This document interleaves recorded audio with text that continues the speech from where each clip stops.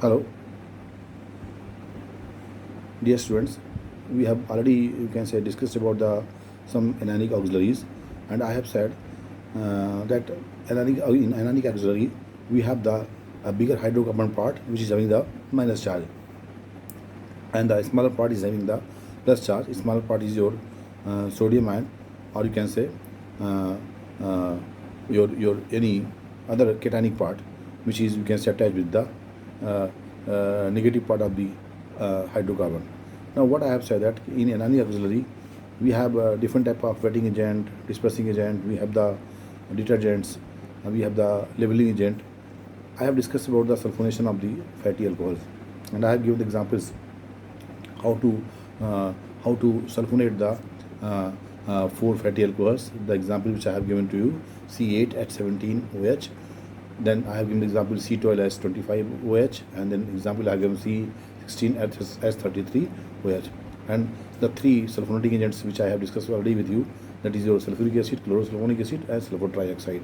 All these three sulfonating agent is used in batch process and in continuous process for the sulfonation of the alcohol.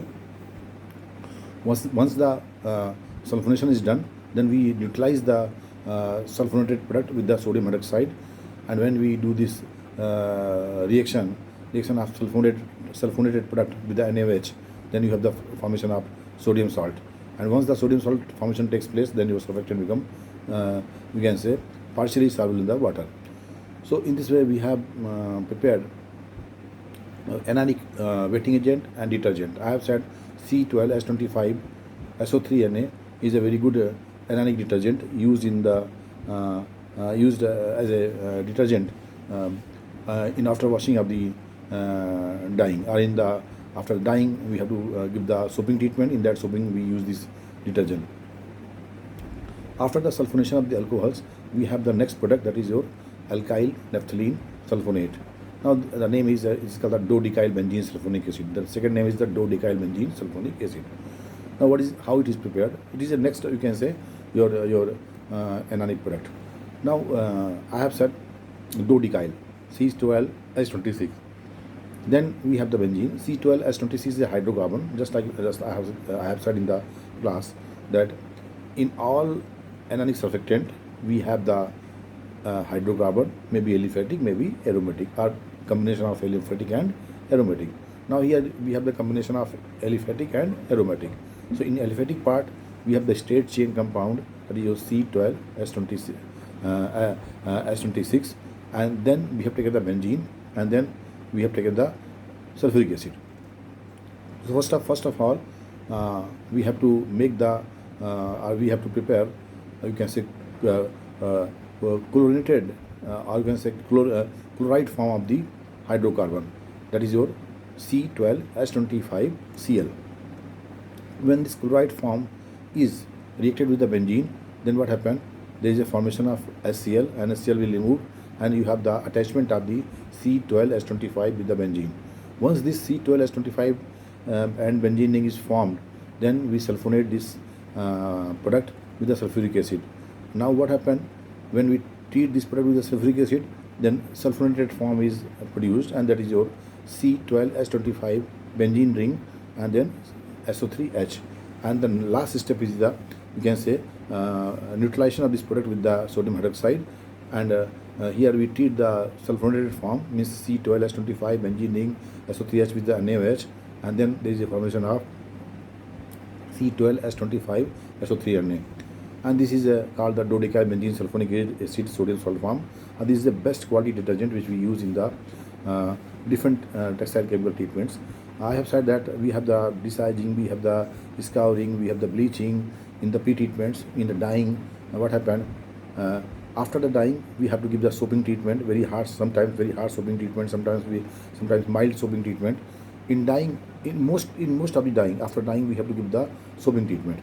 And in that soaping treatment, I have given example C12S25 SO3Na. This is your sodium salt of high fatty alcohol, and next is your this dodecyl benzene sulfonic acid.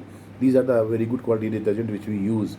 And I have said why we use the detergent in the soaping, because we have the superficial dyes, we have the some unreacted dyes, we have the some intermediates which are present in the dyes, and all these we can say chemicals are partially attached with the fiber surface or fabric surface. So if we are not giving the proper soaping treatment, then it will not remove. So I have said all these detergents which I have discussed, this are either fatty alcohol sulfolate, sulfonated form, or this dodecarbenzene sulfonic acid. They have very strong detergent power. They form the micelles, and once the micelle is formed, then I have said the whatever the dye molecules are, you can say, not penetrated inside the fiber structure, means they are attached with the fiber surface partially, or they are superficial dyes. They trapped inside the micelles, and finally they will detach from the fabric surface, and they will not redeposit on the fabric surface. So in this way, what happened? The another product which I have discussed, that is your alkyl benzene sulfonic acid, that is your dodecarbenzene sulfonic acid. It's a very good quality detergent. What happened in the case of scouring? After the scouring, we have the formation of some, you can say sodium salt of higher fatty acids. I have said we have the oil and fats in the gray fiber. So when we do the scouring, these oily materials comes out. When we boil the fabric with the sodium hydroxide, then what happened?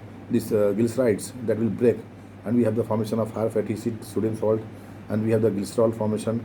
Some greasy materials, or you can say your machine oils, that is also removed. So when we, after the scouring, when we give the soaping treatment with strong anionic detergent, then what happened? All these impurities which are partially adhered on the surface of the fabric, that will also removed. So we have the very big advantage and use of these anionic detergents in different chemicals. I have said in the printing, what happened after printing, you have the fabric which we have to wash. Otherwise, what happened? You have the thickeners, you have the different type of auxiliary chemicals, we have the pigments, or we have the dyes which are unreacted, and they are remain on the surface of the fabric. So if we are not giving any type of, you can say, strong soaping treatment, then what happened? They will not remove from the fabric surface, and they will also stain the other colored ground. So this is the reason we want a very strong anionic detergents which don't react with the fiber, and which easily remove the impurities, or you can say whatever the, you can say, your superficial materials are attached with the fiber surface, and they will remove in the form of the colloidal material, and they will, you can say, give the cleaning effect to the fabric. So in this way, these detergents are used. I have said also that we have the several type of anionic product which are very useful. I have given the examples that fatty alcohol. I have also given examples of the sodium salt of higher fatty acid, which is your soap. And I have said whenever oil, fats, natural oil and fats are boiled with the sodium hydroxide, after boiling, we can say 50 to 60 minutes with the NaOH solution, 20% NaOH solution, we have the formation of sodium salt of higher fatty acid, and that sodium salt of higher fatty acid is used as a soap in bath soap, and it has a very good, we can say, beside the you can say sodium salt of higher fatty acid, some other chemicals are also added in the soap, and we have the bath soap, and when we take the bath with the soap, we feel the, we can say, freshness, because all the dust and dirt particles which are attached with our sweat, our body fatty materials, they are easily removed by the soap, and we feel the freshness. So what I'm telling, that these are the examples of anionic detergent, and these are having the very good application in the textile processing. Fourth example of anionic auxiliaries, which is very good example, I have said we have to use the wetting agent in different type of chemical treatments. So what happened when we use, we are doing the any chemical treatment, just like one example I'm going to the mercerization. I have said in the mercerization, what happened, we have to treat the cotton fabric with the 26% of NaOH solution. Now what happened, this 26% NaOH solution is a very thick viscous solution which generally don't interact with the mercerization is done either after bleaching, or sometimes gray mercerization is also done. So when it is done after the bleaching, then fabric is fully absorbent and it will absorb the sodium hydroxide. But when the gray mercerization is done, then fabric is not very absorbent. So in that case, or you can say in both cases, because 26% sodium hydroxide is a very, you can say, viscous solution. So what happened, this viscous solution is you can say not able to penetrate inside the fabric, so we have to use the wetting agent. So what happened, we have the, you can say, very old conventional orthoparametacristol type of wetting agent. It is a type of benzene ring, a phenolic compound. So what happened when we use these wetting agent? These wetting agents are soluble only in the alkaline solution. So when we are doing the mercerization, they are soluble in the alkali solution, and they give the, you can say, wetting effect. But once the mercerization is completed, and then if the during the washing, if they convert again into the original form, then they become water insoluble and they remain stick on the fabric surface, and they, you can say, decrease the light fastness in the case of dyed fabric, or in the case of if fabric contain the dyes. So what I'm telling, that the old conventional, you can say, wetting agents are not very good in the sense of quality control of the fabrics. So we have one very special type of the anionic wetting agent that is prepared by the your octyl alcohol C8H16OH. I have said this alcohol,